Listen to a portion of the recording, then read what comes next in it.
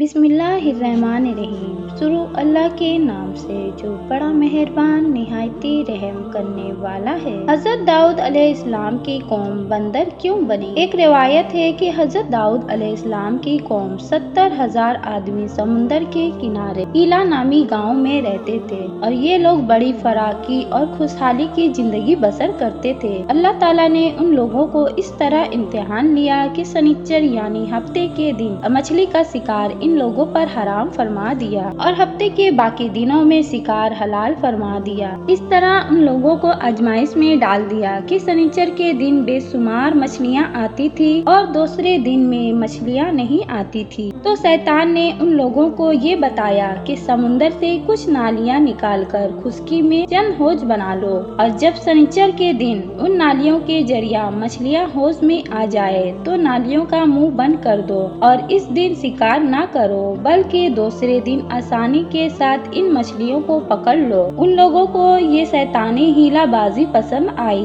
और उन लोगों ने ये नहीं सोचा कि जब मछलियाँ नालियों में कैद हो गई तो इनका शिकार ही है।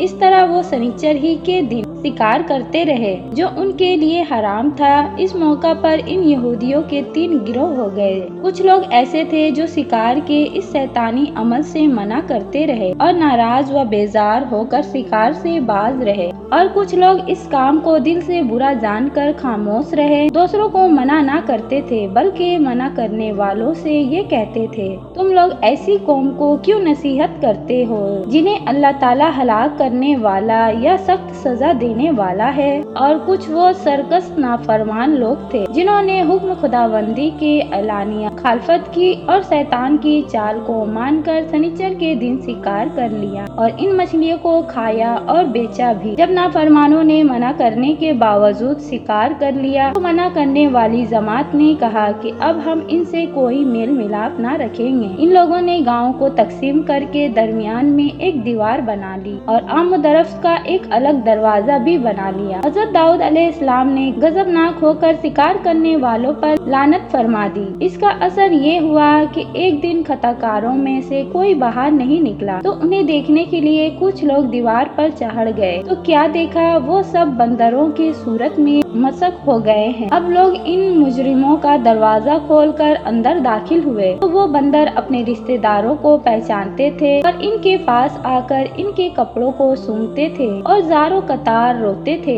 मगर लोग इन बंदर बन जाने वाले लोगों को नहीं पहचानते थे। उन बंदर बन जाने वाले लोगों की तादाद 12,000 थी। ये सब 3 दिन तक जिंदा रहे और इन 3 दिनों में कुछ भी खा पी ना सके बल्कि यूं ही भूखे प्यासे सब के सब हलाक हो गए। शिकार से मना करने वाले लोग सलामत रहे और सही कौल ये है कि दिल से बुरा जानकर खामोश रहने वाले को भी अल्लाह ताला ने हलाकत से बचा लिया।